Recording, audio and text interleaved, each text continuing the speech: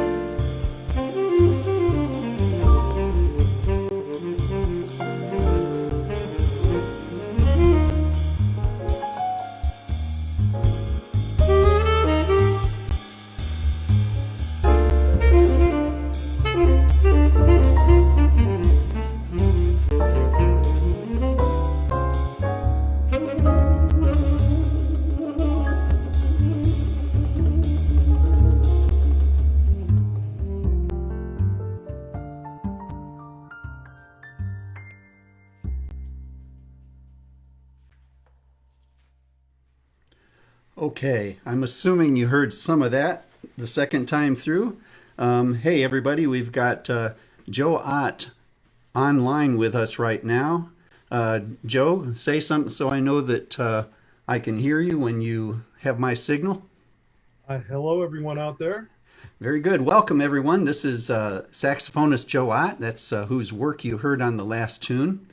And Joe, I had a lot of fun playing that tune. Where did you come up with that? This tune, I was kind of hyper focused many moons ago when I was in the Air Force. I had a really great quartet, quintet for a while of just some fantastic musicians, and we were always looking for something new to expand the palette and do some things. And my drummer, who is an exceptional player, his name is Paul Shaw, was suggesting a straight eighth note tune to us. And so I was getting into a saxophonist by the name of Jerry Bergonzi at that time. And I happened to hear that, and we were on one of our many long travel days. I think it was 14 hours. I think we were going down to Italy that day. And I had it on the old iPod, and I just pulled out a pen, and we started saying, hey, this is what we really want to do with the combo. So about a week later, the transcription came out, and I think the last time I was telling you that we played this was in 2006, and I kind of put it away for a long time. And when you asked me to do this, I said, hey, this might be kind of a cool tune to do. So that's where that came about. Cool. Well, if we have any musicians or students listening today, it's a very interesting tune in that every chord is a sus chord. So it kind of never really resolves. It just shifts around in those sus chords, and which I love. Love that whole sound, and certainly love what you did with it, Joe. That was a lot of fun to hear your interpretation on it. I appreciate that. Thank you. Yeah, cool. So Joe has broad experience. He's performed around the world and served in the armed services for us. But most recently, he served as director of music at Augustana College, and now he's transitioning into some saxophone work out at the College of Lake County. So I don't know. You want to talk a little bit about that move and transition in your life, Joe? Sure. When I retired from the Air Force Band in 2006, it was a lot of miles on this body. We came from from Europe, and we traveled from the Azores to Siberia. That was our kind of area of responsibility. So I was away from home about an average of 248 days a year traveling, which is really a lot. And I decided to take a little bit of time and decompress, and didn't know what I was going to do. And a friend of mine who also was in the Air Force Band, but he didn't serve 20 years. He did about 8 years, I believe, like this. He was a trombonist, and he was hired at Augustana College. And he kind of gave me a call and said, hey, we have some transitions going on here. You might want to throw your name in the hat. So lo and behold, 2007, I joined the faculty as director of jazz studies at Augustana College, and had kind of a big task to rehab the program over there. 12 years later, after much more travel, I decided that it was time to kind of reclaim my life and slow down a little bit. And so I retired from Augustana, and we've been in transition trying to get me on faculty at the College of Lake County here as the saxophone instructor. And happy to announce that that's going to be happening here in the fall. So close to home, and it saves a little bit of seat time in the car. My car loves me now. So we're a lot closer to home. Well, wonderful. Everybody, I met Joe through the College of Lake County Jazz Band, which has been a wonderful source of training and just experiences for me. But Joe is this very well versed and experienced musician who's played around the world. But Joe, I'll just say it publicly, it's meant a lot having your support and kind of encouragement out there in that band. It gets pretty intense, and it's been a challenge for me at times, but just kind of having those attaboys and all of that, as well as when we play concerts. One of my things I look forward to is comping behind your soloing. It's just a blast. So Well, as myself also, I always love listening to what you give me behind, and it's always very thoughtful playing. I think as an accompanist, you're right there on top of everything, and you kind of you adapt to whoever's soloing, which is really great kudos for you because your ears are always open all the time, Bill. Yeah, well, thank you. That's certainly something that I work for. It means a lot to hear that. So, what sort of projects are you outside of getting ready for CLC? What sort of projects do you do now musically? Oh boy, this is with our lockdown and COVID and all that stuff. It's been a challenge to stay motivated, keep practicing. Gigs have dried up obviously because of things, but I've always been enamored with writing. I've had to do it out of necessity in the Air Force for quite a while. I didn't have what we call the arranger shred, but I was certainly thrown into the fray writing quite a bit. And writing is a very humbling experience because it exposes everything you don't know about music. And I was around some fantastic writers and learned from that. And one of my favorite things to do is to do repertory jazz and transcribe older works because that's how you really learn. They're not in a book anywhere. You got to figure it out for yourself. It's kind of like opening a present. You see what you have there and all the possible discoveries. So just recently I finished a thing. Hopefully we're going to play with CLC. I've been doing a lot more writing for Mike Flack and the ensemble. It's a chart called The Big Chase. It was originally a Marty Page vehicle. It's a minor blues for big band, the Kenton Sound. It's fantastic. I just finished that up, and I'm about three-quarters of the way through um, the Pat Metheny chart song for Bilbao, which has been inspired by tenor legend Michael Brecker. So Hmm. that's going to be coming down the pike here pretty soon. So hopefully I get that finished and ready to go for the fall. Oh, very cool. Well, I look forward to that and have a chance to dig in and try to play those. Yeah, Well, I think we're going to transition back to the music. great. Joe also joined me on a tune that I've written as part of my album in the making on birds, and today's song is House Wren. So, again, thank you, Joe, for coming. Hope people had a good time listening to you here. It's always fun. Actually, Joe and I have had a lot of fun just kind of practicing, making Sure. sure the technology works, just chatting. So Yeah. thanks for that, and we'll see you the next time we see you, Joe. Thanks. Thank you. Thank you, Bill. Yeah, you bet. Okay, everybody. I'm going to just kind of give you a few comments about the tune that you're going to hear next. This is the tune called House Wren, and you see on your screen, the a picture of the wren, and you notice that the orange area, that's their breeding area, and so you'll find house wrens in this whole region of North America here at this time of year. We actually have on the south side of our house, right across the street, we have nesting wrens, and then on the east side as well. So I can sit outside and hear lots of wrens these days. And under that chart, you see a spectrogram, which is a graphic representation of sound. And for this song, I did use this spectrogram as well as the call of the bird. So I'm going to play the call for you now, and then we'll play the tune. And I think you might even hear some of that bird song in the composition. Here it comes.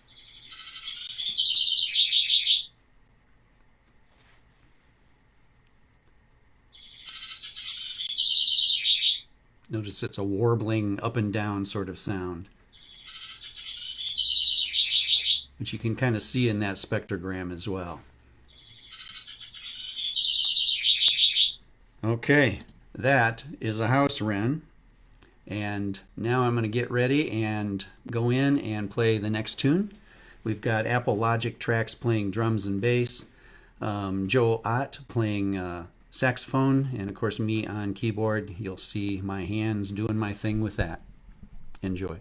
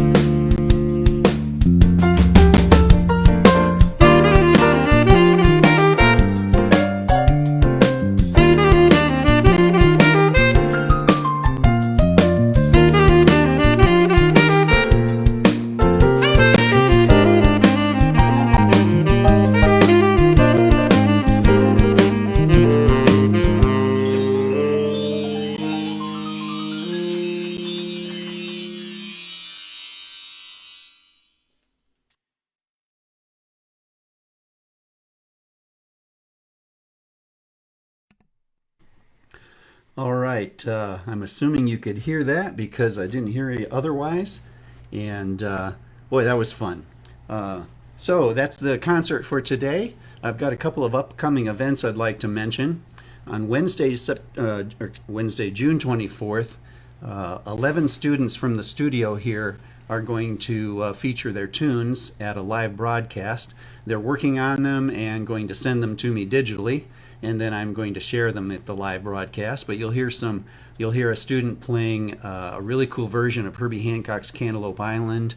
I've got a student playing Blue Monk by Thelonious Monk, and you'll hear Misty and a couple of other great tunes too. So please join us. It's right here at this same location, the facebook.com/Bill Chapin Jazz/live, same place you're listening today. And then on Friday, June 26th, Chris Wren will be here on both shakuhachi flute and tenor sax. And we're playing a couple of tunes together, one of which is another bird song titled Common Loon, and he's going to play the shakuhachi flute on the loon tune, which will be great. A few thank yous are in order.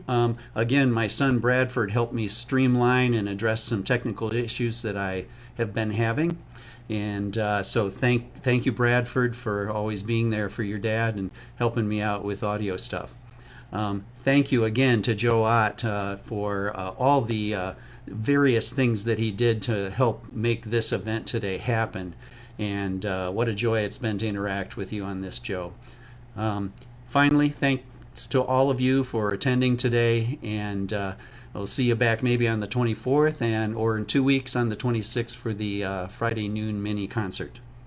Everyone, peace and health. Be well. Thank you.